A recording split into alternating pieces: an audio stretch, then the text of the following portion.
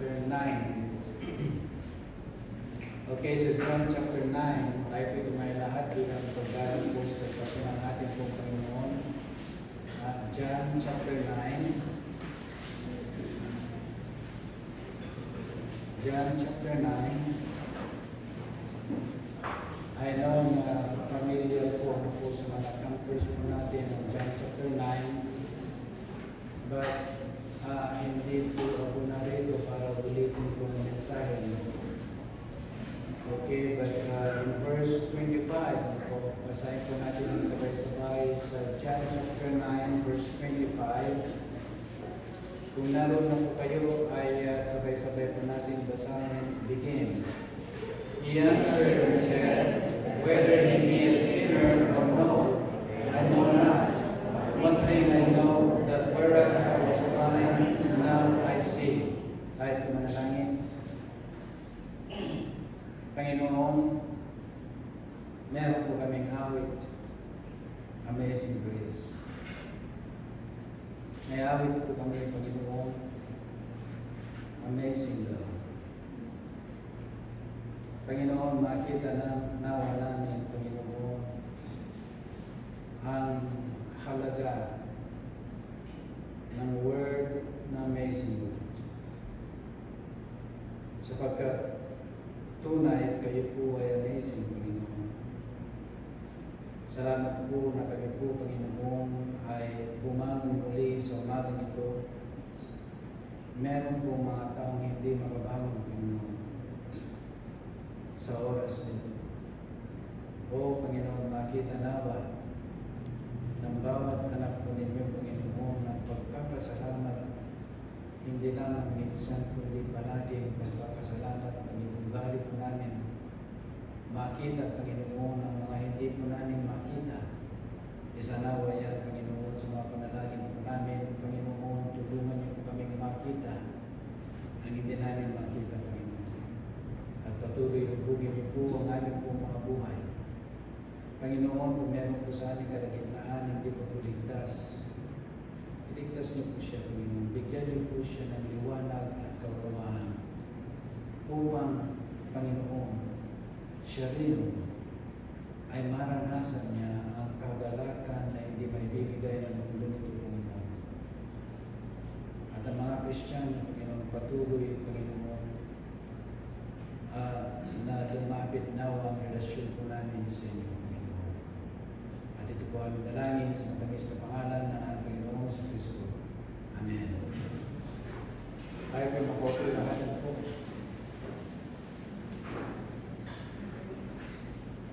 Yung pong word na grace, yung pong word na grace ay madalas po natin ginagawa po. Ito po ay nagiging isang lengguwahe. Ito po ay nagiging kasabihan na po ng bawat Kristiyano po.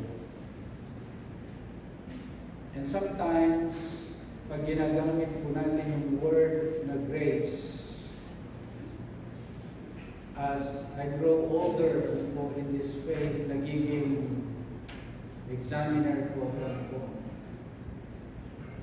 Hindi ako examiner po sa mga tao, but first sa aking sarili, if I'm going to use the word grace. Sometimes, kung po ginagamit po natin yung word of grace, na that is to appear humble. Di ko alam kung makapaliw po natin maging self-examiner. How am I using the word grace? Minsan nagiging panagutin na lang yung word na grace sa atin. By the grace of God, by the grace of God. Sometimes panakip po natin sa ating mga totoong saloobin, and parang nag-a-appear tayo as humble by using the word by the grace of God. But then, the motive is actually to take pride doon sa mga sinasabi po natin. Kaya dito mga minamahal na kapatid, kadalasan yung word na grace ay nakakabit siya sa word na amazing. Di ba? And yung mga ginamit ko pong mga ilustrasyon, mga deception sa ating mga sarili, ay hindi po siya nagiging amazing if we use the word grace po just to cover up a false humility. So yung mga bagay na gano'n, mga kapatid po ay hopefully ito pong mensaheng ito ay magbukas po ng ating pong kamalayan at magiging careful, cautious po tayo sa paggamit ng the grace of God. Because when we talk about the grace of God, it's always amazing. Tama ko ba, mga kapatid? This is a word, mga kapatid po, na hindi po siya mababaw o maliit, kung kaya ang word ng grace ay laging nakakabit sa word na amazing. Kaya ang ating pamagat po ng ating mensahe ngayong umaga is simply amazing grace. Amazing grace. Now, dito mga kapatid po, when we use the word grace, pag ginamit po natin yung word ng grace, make sure that you're using it as amazing. Amazing. Because kadalasan ginagamit po natin yung word ng grace loosely. Di ba lang ng Tagalog ng loosely? Yung mababaw o kaya parang nagiging palamuti na lang o nagiging ano na lang ito, nagiging kasabihan. So this morning, mga kapatid po, how amazed are we of our salvation? Gaano tayo ka-amazed of our salvation? If it is the amazing love ng ating Panginoon, if it is the amazing grace po, I want to emphasize the word amazing. Amaze is kamangha-mangha. Ang kaligtasan na tinanggap po natin po. At kadalasan po, namamanghalan tayo sa mga bagay-bagay na tinatanggap natin sa Diyos katulad ng mga material na bagay. Doon tayo manghang-mangha. O di kaya iniwas tayo ng Panginoon sa isang disgrasya katulad po ng pag-uwi po namin. Ano po? Nanalaglag po yung steel bar po na nakakabit sa gilid ng truck. So dito mga pwede po ay nawa makita po natin po the most amazing work of God ay yung kaligtasan po natin. Yung kaligtasan po natin. At yan ay dapat hindi po lumalamig o nababawasan ang mangha ng ating kaligtasan. So, how amazed are we of our salvation? Ating papag-aralan po about the blind man dito. Pasilip po natin chapter 9, verse 1. The first one na gusto kong makita natin po, the amazing encounter. The amazing encounter po. In verse 1, tingnan po natin sa verse 1. And as Jesus passed by, he saw a man which was blind from his birth. And his disciples asked him, saying, Master, who did sin? This man or his parents, that he was born blind? So dito maninaman kapag po, bakit amazing encounter? Now take a look maninaman kapatid sa verse 1, sabi niya, as Jesus passed by. As Jesus passed by.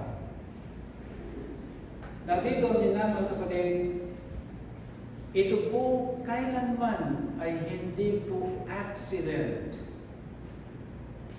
Alam po natin mga minamang kapatid ng ating pong Panginoon ay all-knowing.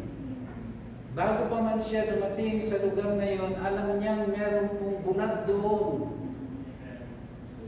He intentionally, siya po ay sinadya po niyang dumaan sa lugar na yon dahil ang ating Diyos, pagkamat nasa katawang tao po siya, ay hindi niya hinubad lahat ang kanyang pagka-Diyos. Sinadya po niya sapagkat meron po itong isang pinili before the foundation of the world. The blind man. He was chosen before the foundation of the world. That's because alam ng Diyos na siya po ay may kababaang loob na tanggapin ang Panginoong Kristo bilang Diyos sa tagapagligtas. Kaya ito po mga kapatid po ay kailanman ay hindi po aksidente. And then it says in verse 1, he saw. Hindi po ito nagkataon na nakita niya yung blind man. Sabi po ng Biblia sa Luke chapter 19 verse 10, hindi po ba ito yung sadya ng Diyos? For the Son of Man came to seek and to save that which was lost. So then, why would we think, bakit iisipin natin na ito po yung aksidente? Wala pong aksidente sa ating Panginoon. It was an amazing encounter. Ito po ay amazing encounter. Now in verse 2, sabi niya, nagtanong ang kanyang mga disipulos, saying, Master, who did sin, this man or his parents, that he was born blind? Now, dito mga kapatid po, yung pagtatanong po nila, lahat po ng nangyari dito mga kapatid, that doesn't mean na minanipulate ng ating Panginoon ang mga sirkumstansya o mga pangyayari. Hindi po ganun ng Diyos, ano po, sapagkat ang providence ng ating Panginoon o kaya ang pakikialam ng Diyos, ano po, sa mga bagay-bagay na nangyayari sa ating buhay is not apart from our wills. Hindi po siya hiwalay doon sa mga ginagawa po natin, but God enters in, ano po, to involve Himself. Yun ay ibig sabihin ng providence. So yung pagtatanong po dito mga kapatid mo, ay ito po yung will ng mga kanyang disciples. But all of this, mga kapatid, lahat ng mga bagay ito ay ginamit ng ating Panginoon as an agency, bilang ahensya na may parating ang kanyang layunin sa tao, not only for the blind man, sa tao. All of this was used by God as an agency to do His works. So, He begins to explain to them, mga kapatid, in verse 3 to 5, His purpose. Hindi lamang ang kanyang purpose and will, but also yung kanyang works. In verse 3, sabi niya, Jesus answered, Neither hath this man sinned, nor his parents, but that the works of God should be made manifest in him. I must work the works of him that sent me while it is day. The night cometh when no man can work. As long as I am in the world, I am the light of the world. So dito mga kapatid po, ay hindi po nagkulang ang Diyos na ipakita sa mga tao ang kanyang layunin. Sabi niya, I am the light of the world. What is the word na sinasabi niya rito po? Well, nabanggit po natin kanina upang maligtas ang mga tao. Hindi lamang maligtas na po, but also to show doon sa mga naligtas how to live in the kingdom of God. Sapagkat marami pong mga subjects dito about the kingdom of God is likened unto, the kingdom of God is likened unto, the kingdom of God is likened unto. So kung nabasa po ninyo yan at nagbabasa po kayo ng Biblia, hindi lamang upang maligtas na po ang mga tao, but to show them how to live in the kingdom of God. Kaya lagi po ninyo naririnig sa church na to, salvation is not the end. Salvation is the beginning for God to do His purpose in your salvation. Yan ang nais ng Diyos po. So verses 3 to 5, makikita po natin, the first one na binanggit po niya sa verse 3 is to reveal Himself. Upang makilala po siya. Sabi niya sa verse 3, but that the works of God should be made manifest or revealed in Him.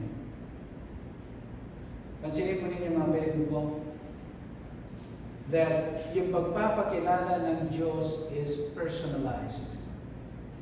Him, not them. Only those who believe. Hindi kaya magpakilala ng Diyos to those who continue to reject Him or continue to despise Him or continue in unbelief. Nakita niyo yung singular in Him. Sabi niya, but that the works of God should be revealed in Him.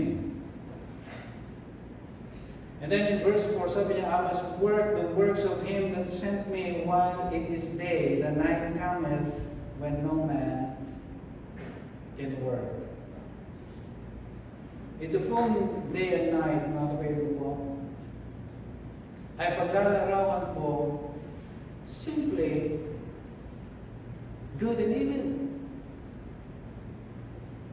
The night po dito ay darating ang panahon that nobody believes in the Lord Jesus Christ.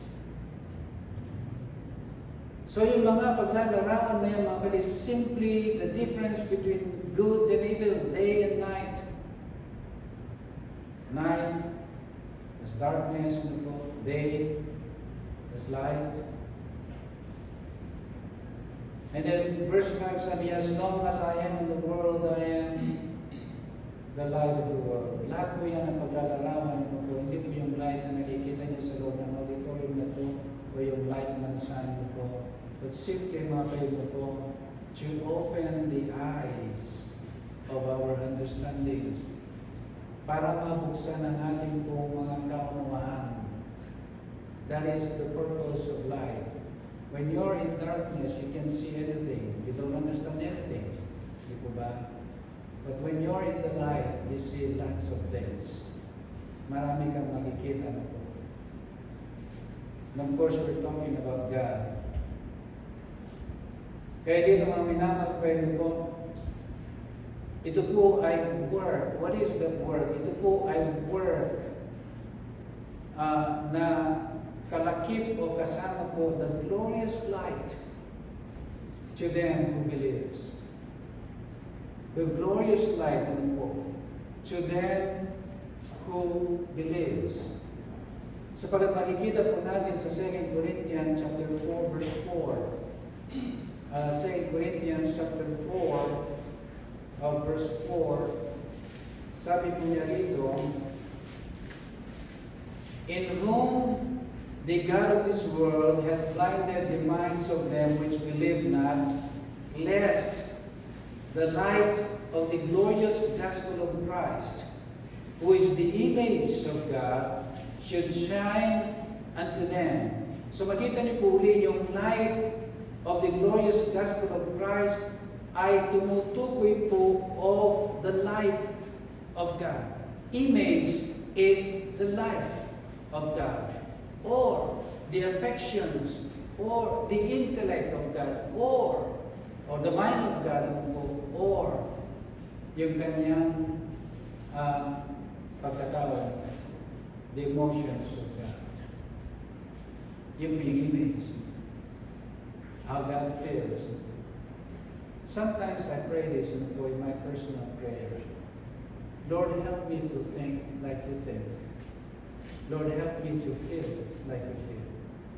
Lord, help me to see like you see. Sometimes I pray that. So dito nakikita po natin mga pwede po, go back to John chapter 9. Before nakakita po yung bulag po rito mga pwede po, sabi niya, as long as I am the world, I am the light of the world. I think that is very important mga pwede po ang ating Panginoon to explain first of all His purpose and will, His work before He did something to this blind man. He is not the author of confusion. And so in verse 6, sabi niya, when he had thus spoken, he spat on the ground and made clay of the spittle, and he anointed the eyes of the blind man with the clay, and said unto him, go wash in the pool of Siloam, which is by interpretation sent. He went his way, therefore, and washed, and came seeing. Now, dito nga minamahal kapatid po, makikita po natin yung providence, the involvement ng ating Panginoon. And it is an amazing encounter. It is an amazing encounter. Now, think about mga minamahal kapatid po. How did you get saved? Paano ka naligtas kung ikaw ay ligtas? I can only tell myself. It was not an accident, mga minamahal kapatid, when I met a reserve U.S. Army. At the time, nung nagtatrabaho kaming dalawa, kasi part-time lang niya yung pinagtatrabahuan ko. Reserve meaning hindi siya pumupunta doon sa barracks sa mga po. Meron na sila mga schedule once a month.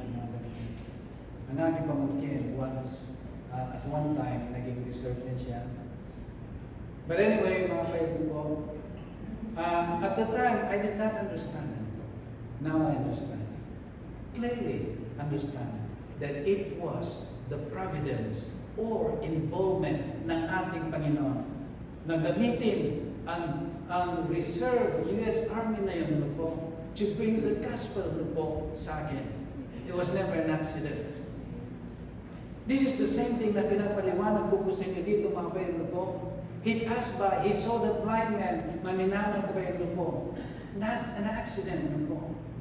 That is why mga kapatid, naway makita niyo mga kaibigan po, that even this, na parang hindi natin pinapansin po, yung kung paano ka naligtas, was an amazing encounter. An amazing encounter po ng ating Panginoon. Here is God na minamahal kami kapatid po, wanting to meet an enemy. Naisip po ba ninyo mga kapatid po? At the time when I was working with Him, maminamahal kami, I was the enemy of God. And yet, God wants to meet with me as an enemy. That is an amazing encounter. An enemy dapat ina-avoid dyan, di po ba? But the Bible says mga kapatid, when we were yet enemies sa ating Panginoon, Jesus Christ died for us. Jesus loved us. An enemy. We were the enemies of God. At dito makikita po natin the amazing encounter na po, God ang gumagawa, ang Diyos ang gumagawa ng paraan ano po upang matagpuan niya tayo na Jew ano po, seeking after Him. No one here ay naligtas without a human agency. Laging may ginamit siyang tao, di po ba? Walang makakapagsabi dito na naligtas siya on his own. Somebody po, God sent somebody just like me upang maligtas po ako at upang maligtas ka. And that is the amazing work, the amazing encounter po between you and God. And this man, mga kayo po, was an amazing encounter po. Kaya dito naman ito kayo po, are you seeing God's involvement in your life? Are you seeing, nakikita mo ba yung work ng Panginoon sa iyo? We have, mga minamahal, kinakailangan ma-develop po natin ano po, yung sensitivity ano po, or looking for those interventions ng ating pong Panginoon. I saw God. Hindi ko nakita siya ng literal ano po, nung kami po yung pauwi at nalaglag yung still bar na yun. That's my second ano po, experience. The first one, mga kapatid po, ay sinunod po namin yung aking pastor sa airport. Gamit namin yung van ni Pastor Ashley. Nag-sudden stop po ako at nahiwalay naman yung gulong ng truck. At kami po yung umikot na doon kami sa gitna, sa lupa, between those two lanes sa NLEX. And I saw the glory of God. I saw that there is a purpose. Why? Take a look at this, mga kaibigan. They have a question. They had a question, di po ba? Sinong nagkasala, yung bulag na ito o yung mga magulang? And the Lord Jesus Christ, sabi niya, neither had this man seen nor his parents, but that it is for my own glory. The works, sabi niya, of God should be revealed in him. He was talking about his glory. He was talking about the greatness of his power. He was talking about yung kanyang pagka-Diyos. So dito, minamahal kapatid po, the other one na nakita ko po rito, not only the amazing encounter, but the amazing way. The amazing way ng ating pong Panginoon. Alam natin in John chapter 14 verse 6, sabi niya, I am the way, not your way. Alam natin in Isaiah chapter 55 verses 8 and 9, for my thoughts are not your thoughts, neither are your ways are my ways. Now dito, minamahal kapatid ko, why amazing way? Pero una, sabi niya sa Isaiah chapter 55, yung kanyang ways are higher. In verse 9, 55 verses 9. My ways are higher, my thoughts are higher. Sabi ng ating Panginoon Kristo, you are from beneath, I am from above. Sabi ng ating Panginoon Kristo. So, I hope you understand why Jesus Christ said in the book that his ways and thoughts are higher than ours. And that is why maminaman ko kayo po, marami tayong mga naririnig na mga mensahe na pag tayo po ay gumawa ng mga bagay-bagay, it must be God's way. Proverbs 14:12, sabi po niya, may warning ang ating Panginoon, there is a way that seemeth good unto a man, but the end thereof is death. Now dito, look with me in verses 6 and 7. I think this is very interesting, mga Bible po.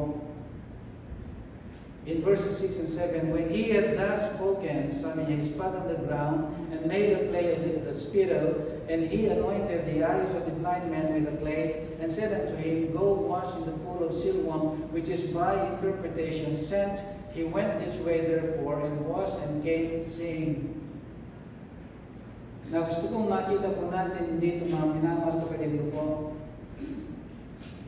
that the Lord Jesus Christ, ang ating pong Panginoon Kristo, ay gumamit siya that is natural to bring the supernatural. The natural, maminama kapag na ginamit niya is clay. That's not miraculous. Di po ba? That's natural. Meron tayong mga helper ngayon, those are natural. Di po ba? But sometimes it kills us. But that is natural. Hindi siya gumamit ng kamangha o miraculous like the other mga ibang ginawa ng ating Panginoon na rise up and walk, that is supernatural. Rise up and walk, that is supernatural. This time, it was natural, o ginamit niya yung natural, to bring the supernatural. So pangkaraniwan lang yung ginamit niya, mga kaibigan po, para magkaroon ng resulta as miraculous. Now dito, mga kapatid, alam natin po, na siya po ay nakakita po muli. Yun yung supernatural. But Jesus Christ used the natural. Now, why am I talking about this? Because kadalasan mga kapatid, ang ating salvation is not something supernatural po.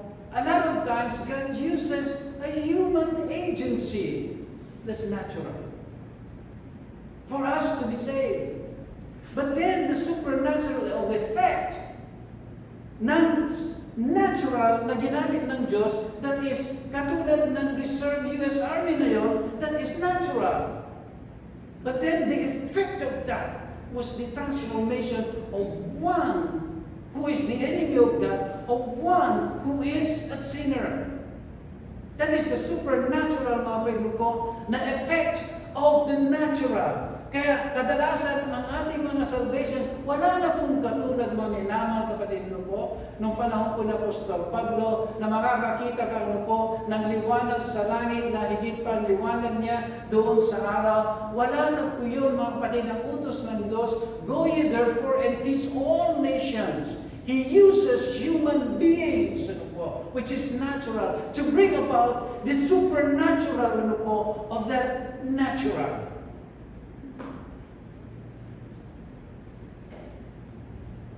Yan ang nakita ko po rito. None of us ay nakita ng Diyos upang maligtas po tayo.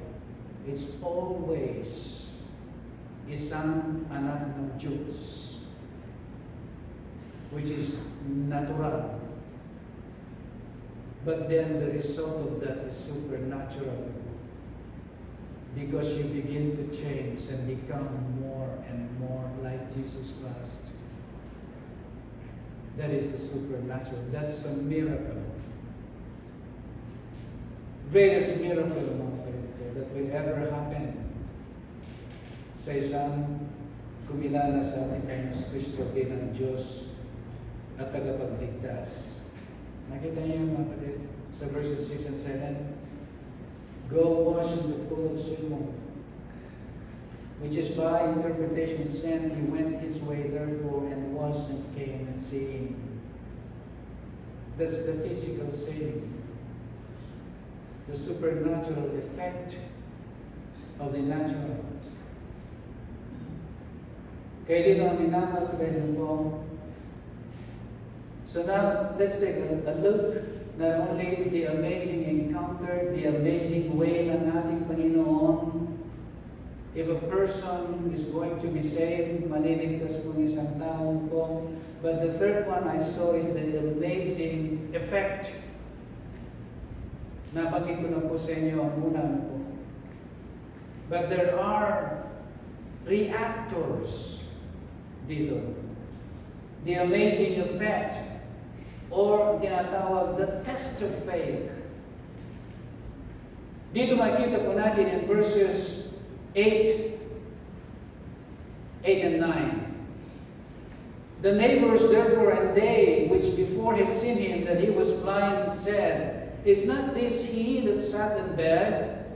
Some said, This is he. Others said, He is like him. But he said, I am he. In verse 10, again, therefore said they unto him, How were thine eyes opened? Now, I want you to see, mga kapatid, kung gusto kong makita po natin dito, yung word na reactor simply comes from the word react. Ginawa ko ng noun. But makikita natin dito yung sari-saring mga reactions. The neighbors and others, nakikita mo yung reaction sila sa verses 8 and 9. Ano po? The other one na nakita ko na reactor po dito is the Pharisees. In verses 13 to 18. Sabi niya, they brought to the Pharisees him that aforetime was blind, and it was the Sabbath day when Jesus made the clay and opened his eyes. Then again, the Pharisees also asked him how he had received his sight. He said unto them, He put clay upon mine eyes, and I washed, and do see. That's the second reactor, or nag-react. The third one, na nakita ko kung reactor po dito, is no other than his parents. In verse 18, sabi niya, But the Jews did not believe concerning him that he had been blind, and received his sight until they called the parents of him that had received his sight. And they asked them, saying, Is this your son, who you say was born blind? How then doth he now see? Verse 20, His parents answered them and said, We know that this is our son, and that he was born blind. But by what means he now seeth, we know not. Or who hath opened his eyes, we know not. He is of age. Ask him, he shall speak for himself. These words spake his parents, because they feared the Jews. For the Jews had agreed already that if any man did confess that he was Christ, he should be put out of the synagogue. Now, that is the third reactor. At least three reactors na nakita ko po rito po, neighbors and others, verses 8 and 9, Pharisees, 13 to 18 po, the parents po, in 18 to 23. So, now, what do we call it, the amazing effect? Bakit ang tawag natin is the amazing effect? Or, now, his faith, I think he became a believer not when he met the Lord Jesus Christ at the end of chapter 9. Because makikita natin dito, what do you think of him? Sabi po niya, doon sa verse 17. Sabi niya, he's a prophet. He did not become a believer, hindi siya naging believer, maminawal kapag at the end of this chapter. No. Tinanong niya, who is he? Ako yun, sabi ng Panginoon Kristo. He got saved, maminamang kapatid ko. At the time na siya po ay nakakita muli doon sa kanyang physical eye. At the same time, maminamang kapatid ko, though hindi niya nakita in person ang ating Panginoong Kristo, nakita lang niya at the end of this chapter, kapatid ko. But that was not his salvation, mga kapatid, because dito sabi, what do you think of him? Sabi doon sa verse 17, he said, he is a prophet. And then, makikita nyo doon sa, verse 27, sabi niya, he answered them, I have told you already, and you did not hear. Wherefore would you hear it again? Will you also be his disciples? So I don't believe na naligtas siya, mga kapatid, doon sa verse 35. Naniwala na siya, mga kapatid, that this is the Messiah. Isa rin siya sa mga naghihintay sa Messiah, ano po. In fact, ang sabi niya dito sa verse 36, who is He, Lord? Katulad po ni Paul o Saul at the time. Ano po? What? Sabi niya, who art thou, Lord? Capitalized L. Hindi siya little L.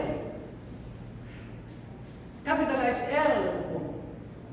So doon pa lang ligtas na po siya, hindi noong na-meet niya. In other words, maminamang gawin sa principle, hindi mo kinakailangan makita ang Diyos. Literally, with your eye. After all, ang meaning ng faith is the substance of things, the evidence of things not seen. Di ba? Nagtutugma-tugma lahat. You don't have to see it. But believe, as He said, He is, not He was, because He is still the God today. So dito makikita po natin, mga kaibigan, the amazing effect of that. Now, pansinin po natin, mga kaibigan, how many of you, ang isang totoong tunay na ligtas, marami kang mga reactors. The very first reactors nung naligtas po ako, mga kapatid, is my wife. She didn't like it. She didn't like the changes na nangyayari sa aking buhay dahil una po akong naligtas only after a year na makilala pa niya ang ating Panginoon.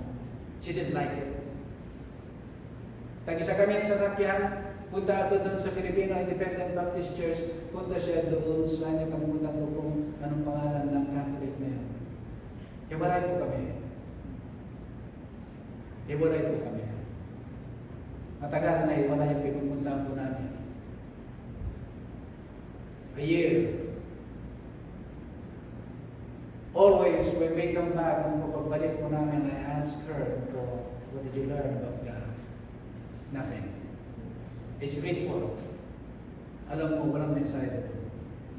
It's ritual. Alam na po kung kailan katatayo, peace be with you, peace be with you. And it's ritual, po, hindi preaching of the Word of God.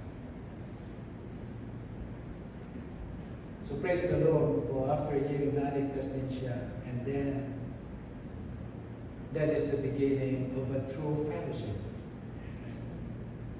We are now in agreement concerning the things of God.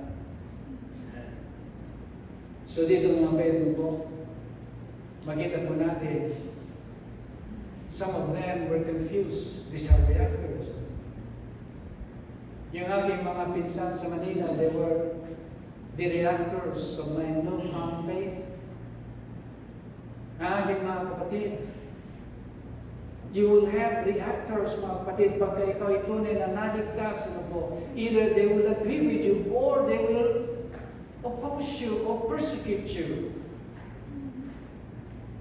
So dito mga kapatid, the amazing effect. When you call that, tatawagin mo ba yung amazing effect? Are you surprised?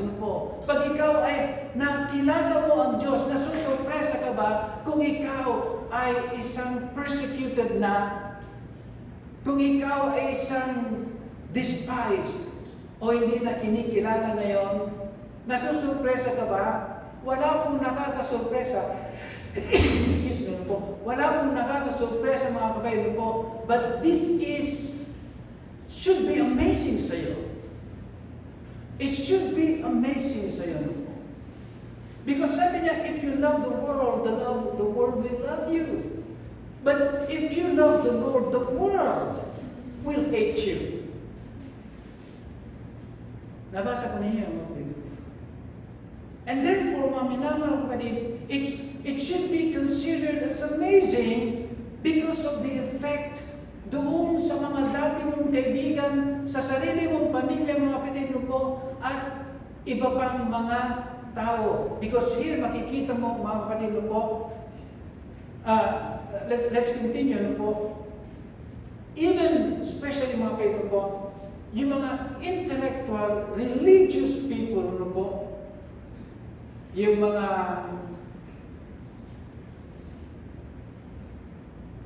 theologically,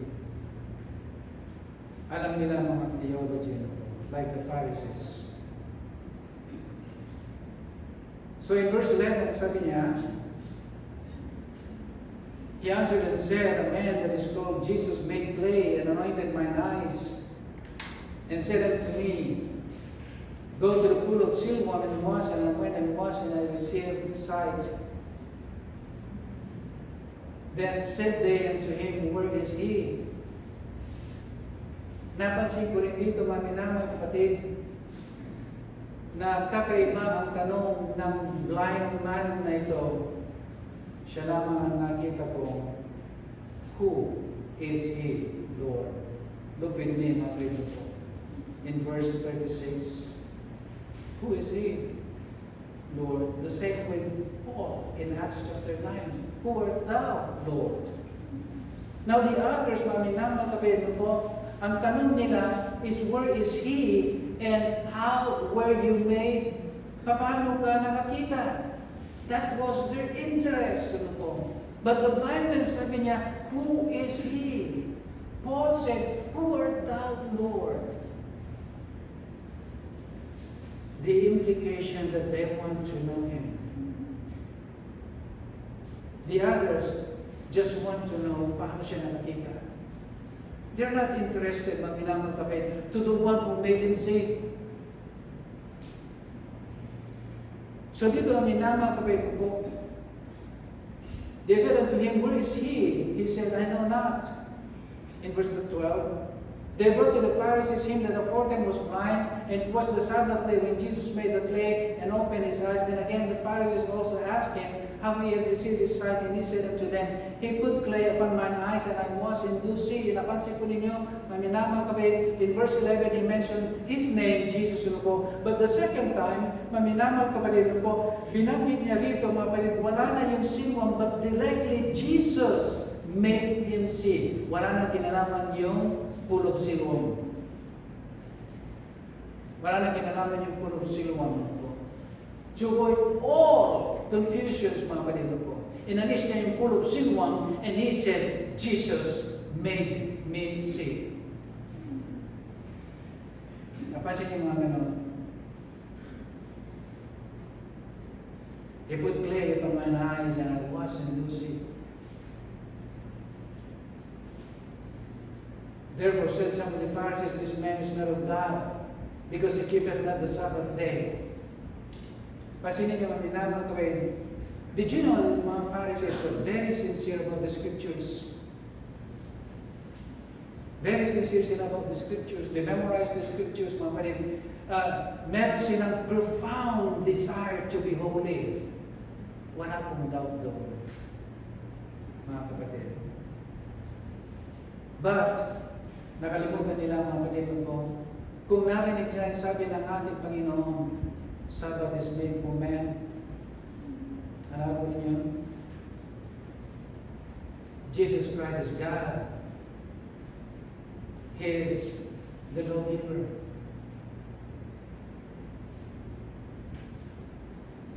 Sabbath is made for man. But Jesus is God. So dito minamang kapatid po, we can be sincerely, po, katulad ng mga Fariseo, pwede tayong maging sincere sa Diyos. But, kung tayo merong maling pangunawa sa Diyos, then we can be sincerely wrong.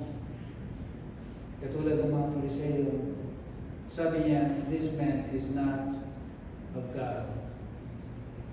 Because he keepeth not the Sabbath day. Others said, how can a man that is a sinner do such miracles? And there was a division among them. Now, dito, minamang kapatid po, your salvation could create division. And that is amazing. One of the amazing effects one of the amazing effects. Bakit amazing mga minamahal ko? Because tinitingnan ka na nila ngayon as one that is different. One who is no longer one with them. Hindi ka na nila kasama mga kapatid ko. So it causes division. So do not be surprised mga minamahal kapatid, because that is amazing. Meron silang nakita sa iyo na kakaiba, and therefore mga minamahal kapatid, in their minds, hindi na natin siya kaisa. That's an amazing fact. But if they still love you, that's probably because you have never been changed. If the world still love you, maminamahal kapatid, that's because you are still the same. You're still one with them. So dito maminamahal kapatid po, these are all amazing effects. Now one of the reactors, mga kapatid, yung kanyang magulang dito, mga kapatid, sabi niya dito sa verse 22, these words spake his parents because they feared the Jews. Pwede nilang sabihin, alam nila ang Panginoong Kristo nagpagaling sa Kanya, but they were afraid na po, mas higit ang takot nila sa tao kesa sa Diyos. Ikaw ba yun? Ngayon? Ikaw ba yun ngayon? Mas takot ka sa tao kesa sa Diyos? Isipan niyo naman kapit, look at now the difference between yung anak, the blind man na nakakita na po, and the parents, maminamal kapatid. Hindi ako magtataka, maminamal kapatid na po. If this blind man, yung anak, will fulfill Luke chapter 14, if any man hate not his father or his mother, hindi ako magtataka, mga kapatid.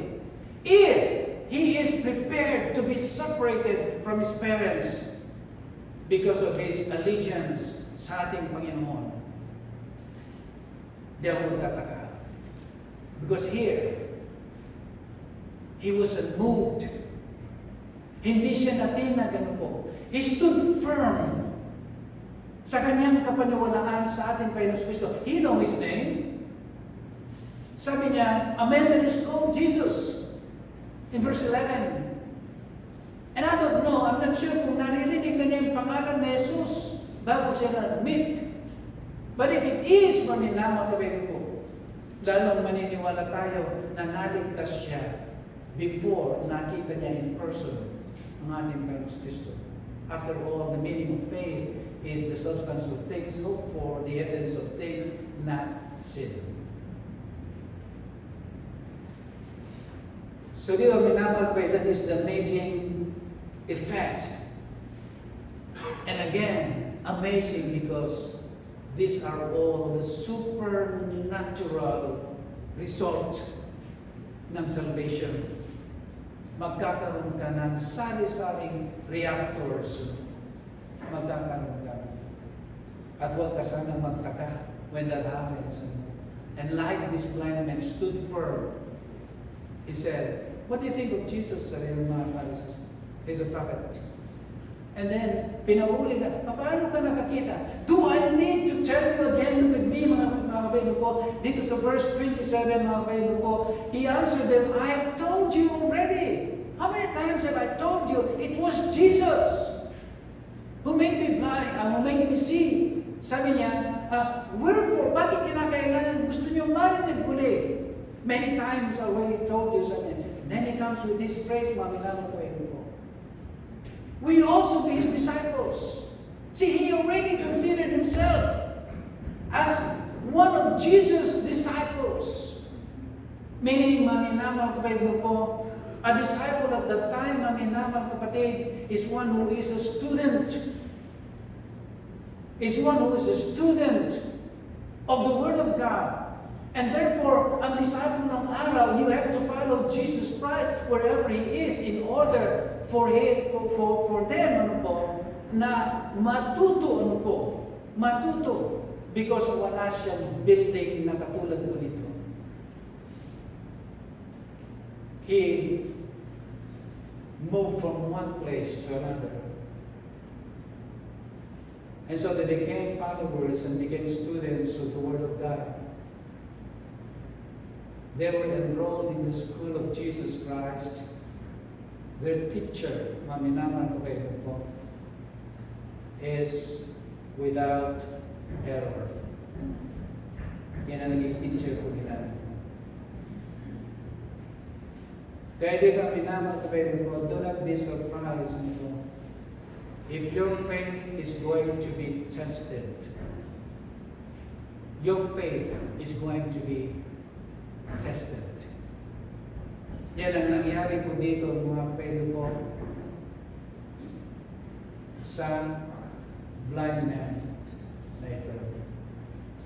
But he stood firm sa kanyang pananampalataya. The fourth one na nakita ko po rito, mga kapatid po, the amazing fruit of faith. The amazing fruit of faith.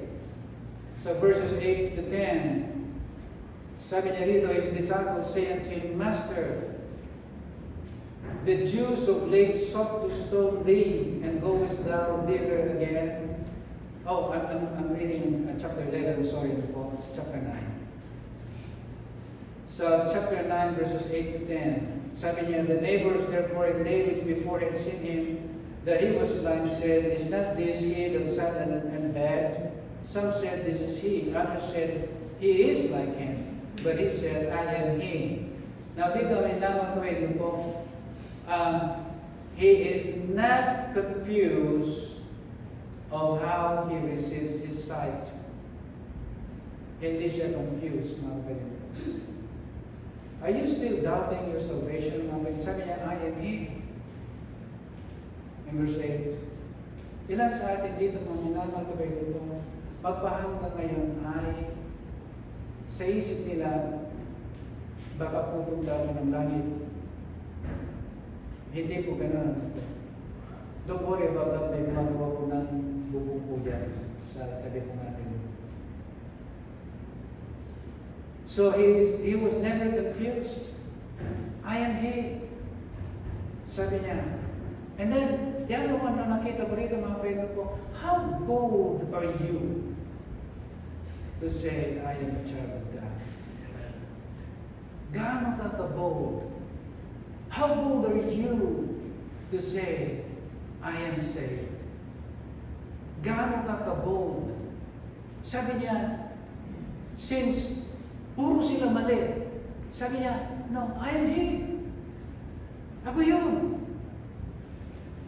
And then in verse 9, some said, sabi niya dun sa verse 10, therefore said they unto him, how were then eyes open? Pagkasabi niya, I am he, maminaman kapatid ko po, pagkasabi po niya na I am he, then, dito maminaman kapatid ko po, the confusion ay nawala. When you're bold, mga kapatid, na sinasabi sa mga tao, ako'y ligtas. When you're bold, maminaman kapatid mo, he became a witness. Yung mga pagsagot-sagot niya sa mga tao at mga Pharisees, especially the Pharisees, mga kapatid, he was witnessing. Sinasabi niya, a name who is called Jesus. That's witnessing. Look po. He was bold. He was never unmoved by the presence of intellectual people na katulad ng mga Fariseo. People who knew the scriptures, mga kapatid. Kaya dito, maminamal kapatid po, people who are righteous. Ano ba niya yung mga Fariseo? They are righteous. Did you know that, mga kapatid? Na mga Fariseo ay righteous. They strictly obeyed the scriptures. But then, you have to remember, sabi ng ating Panginoong Jesucristo, except you exceed the righteousness of the Pharisees, you shall in no wise enter the kingdom of God. There's no chance for you to enter the kingdom of God. There's no chance for you to be saved except you Exceed, lampasan mo yung righteousness ng mga Pharisees. And what does that mean, mga minamahal kapatid? These blind men, mga kapatid, exceeded the righteousness of the Pharisees. Alam mo ba ninyo yun, mga kapatid? Why? Because when you believe in the Lord Jesus Christ, the righteousness of God, mga minamahal kapatid, ay napunta sa Kanya. Then He exceeded the righteousness of the Pharisees. When you receive the Lord Jesus Christ as your Lord and Savior, ito yung tinuro mo last night, the imputation mo. Yung righteousness, which is perfect, ang Panginoong Kristo, na nagbayad na yung kasalanan, napunta sa iyo, ay napunta sa Kanya, at ikaw ngayon, yung righteousness niya napunta sa iyo. And therefore, the righteousness of this blind man exceeded the righteousness of the Pharisees. Doon ka lang makakapasok sa kaharian ng Diyos. So dito, minamahal kapatid ko, that is amazing. The amazing fruit of faith. He cannot be persuaded to deny God or to compromise the truth. Ito'y tumatak sa kanyang puso, hindi lamang sa isipan, mga kapatid ko. He was burdened and became a witness to the cult of his day. Verses 26 and 27, mga kapatid ko. Sabi niya, then said they to him again, what did he to thee? How opened he thine eyes? Di sila umalis sa question na yan. Then said, answered them, sabi niya, I have told you already and you did not hear. Wherefore would you hear it again? Will you also be His disciples? Take a look, mga minamahal kapatid ko. The blind is no longer blind. The one who was not blind was blind. Take a look in verse 28. Then they reviled him. These are people who were not born blind. They said, we see. Are we also blind? Sabi doon sa, pasin po ninyo in verse 40, ano po? And some of the Pharisees which were with him heard this word and said to him, are we blind also? Are we blind also? Yes, you are, spiritually blind. You were not born blind. They were not born blind, but they were spiritually blind. Si maminamang kapatid ko, they reviled him and said, thou art his disciple, but we are Moses' disciples. Alam na yung sabi ng ating Panginoong Kristo before Abraham was, ay naroon na ako. Before Abraham, Moses din siya sabi nila. But Jesus Christ even went further. Before Abraham was, ay naroon na ako. And they hated Jesus Christ doon. So dito maminamal kapatid ko, the amazing fruit of faith.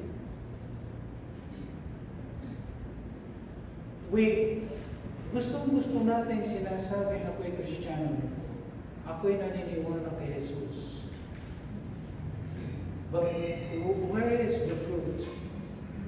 Where is the fruit? Nasaan ang bunga ng pananampalataya niyo? Because faith, maminamal kapatid ko, faith bears fruit. Faith bears fruit. This is not just a word, but faith is life. Faith is life.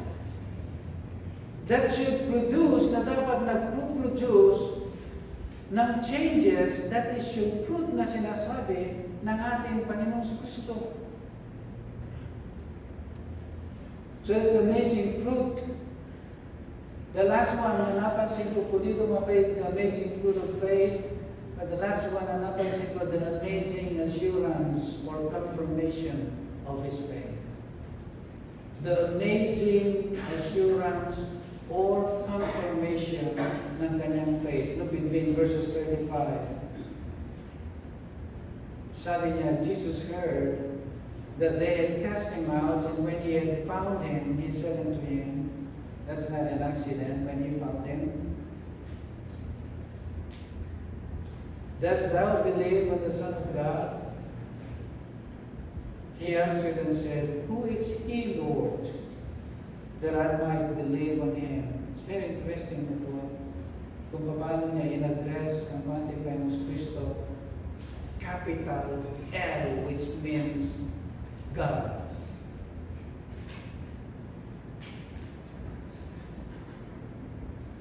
Sabi niya, mga kaibigan ko, Who is he, Lord, that I might believe on him?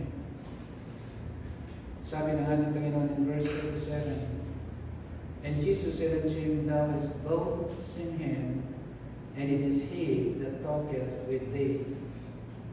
Verse 38, And he said, Lord, I believe. What do you see here? Ano makikita niyo rito? Alam niyo, nakita ko rito na minamang kapatid ko. Ang isang maliligtas, no question at all, no question mga kapatid ko, I am he. And you have seen it, him, said he. Thou hast both seen him, and it is he that talketh with thee. No question. Sigurado ka ba? Sinabing gano'n. Di ka nagbibiro? Ikaw ba yun? Di yan sinabi yun? Di po ba?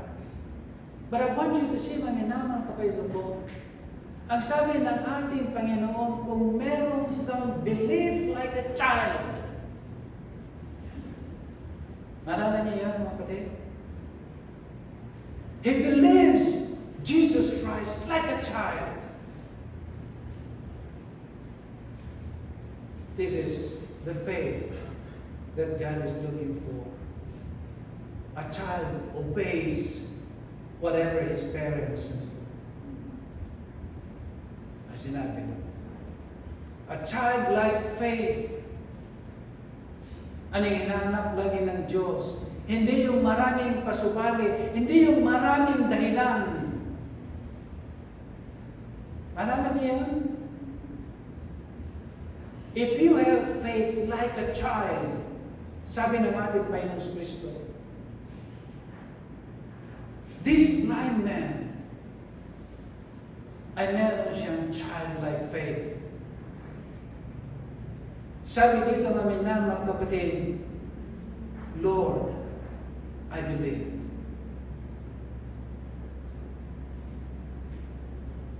What happens to those who believe? Did you see the next word? Worship.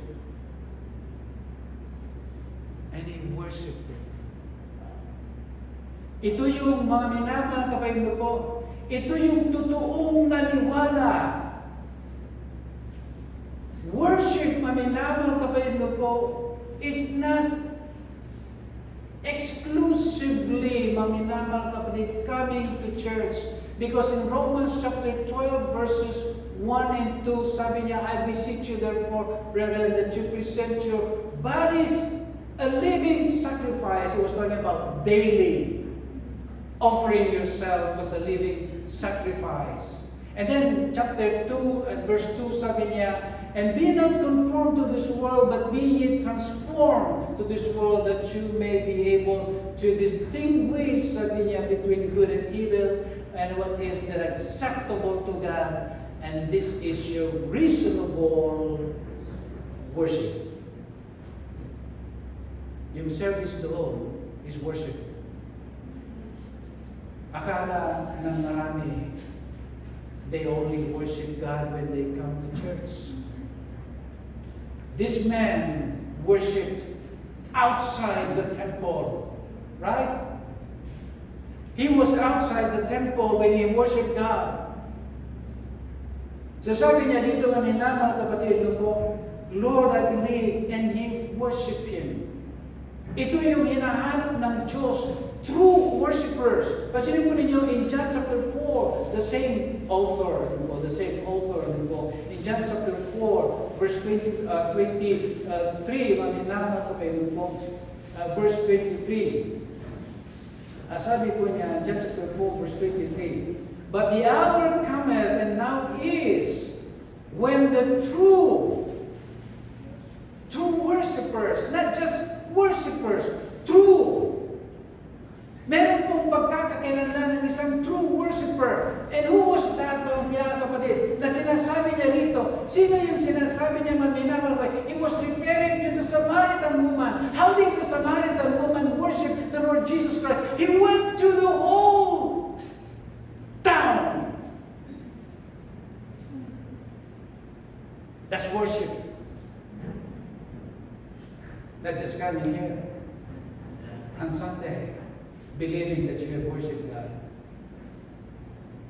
You come to church, and apply what you heard from God outside that you're worshiping. What happened to the Samaritan woman? He forgot everything. He forgot the most important thing sa kanya sa araw na yun, water. Di po ba? Nandun siya para sa salok ng tubig. Did you know that water is so important in life? But now, he had the best water in life. Nasabi ng ating Panginoon Kristo, "I am the living water." Di ba nabagay niya sa Samaritan woman? You're going to drink that you will never thirst. Now, yung water na sinalok niya, iniwan niya because there is one more important thing for her to do, maminamang kapatid, is to serve his Savior. Immediately, he left his water pot. Di ba nababasahin for the sake of time? And went to the whole town. Nawala na yung hiya niya. Alam niyo ba nakakaya sitwasyon niya? Pang-5 asawa na niya.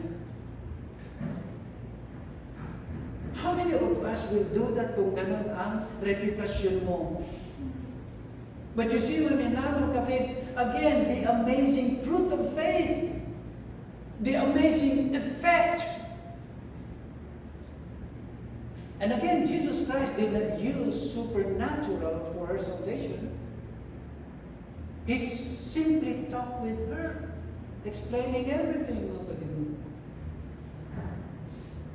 At dito mga kapatid po, the effect of that, he left his Savior and went telling, "Here is a man who told me everything. Is this not the promised Savior?" Sabi ng Samaritan woman, and she became a true worshiper. Sabi niya dito mga kapatid sa verse 23, "But the hour," referring to the Samaritan woman, "the hour cometh, and now is with the true worshipers." Have you done that, mga kapatid, as a worshiper of God? Nagawa mo ba yun? Nagawa mo bang nagsasabi sa mga tao, "Come to church"? Or have you met the Lord Jesus Christ? Or are you saved? That's worship. That is true worshiper. And then sabi niya rito, true worshippers shall worship the Father in spirit and in truth. For the Father seeketh such, ano yung such? True worshippers. For the Father seeketh such true worshippers to worship Him. You see, maminamang, but I've always believed, maminamang kapatid, there will be many who will be left behind. And the last division na mangyayari sa church nito will be at the rapture, because some will be left behind. That's the last division na mangyayari sa church nito. Some will be left behind. Because they thought that mastering to say, "Jesus is my Lord," that's easy to master, di po ba? Saying that by the grace of God, when they don't even know, they don't have any idea the value of those words na sinasabi po nila. So dito, minamahal na kapatid, dun po, balik po tayo sa Isaiah chapter 9, sabi niya, so verse 38, and he said, Lord, I believed, and he worshipped him. Ano yung nakita niya sa Samaritan woman and this blind man? Ano yung nakita niya, mga kapatid? They were like in heaven. Isip namin naman kapag po lahat ng kinuman sa atin ng ating Panginoon na dapat natin gawin sa Kanya paglilingkod, maminamal kapag that is a heavenly experience. I don't know about you, but it is heavenly experience. Because you are drawn by your love for God. It is your love for God that is drawing you to do what God said. It's a heavenly experience. It's a heavenly taste. It's time na paglilingkuran po natin ang ating Panginoon. Now look with me, maninaman ko po. So verse 39. And Jesus said, for judgment I am coming to this world, that they which see not, or those who are blind, ibig sabihin nun, might see, and that they which see might be made blind. Yung una was referring to the blind man, ang una na nakita rito, that they which see not might see. That's the blind man po. And then sa 39, sa yung susunod, that they which see might be made blind, as the Pharisees. And so nag-react yung mga Pharisees in verse 40, and some of the Pharisees which were with him heard this word and said unto him, are we blind also? Because they were not born blind. And yet, sabi ng ating Panginoon, they which see might be made blind. And then in verse 41, sabi ng ating Panginoon Kristo, Jesus said unto them, if you were blind, you should have no sin.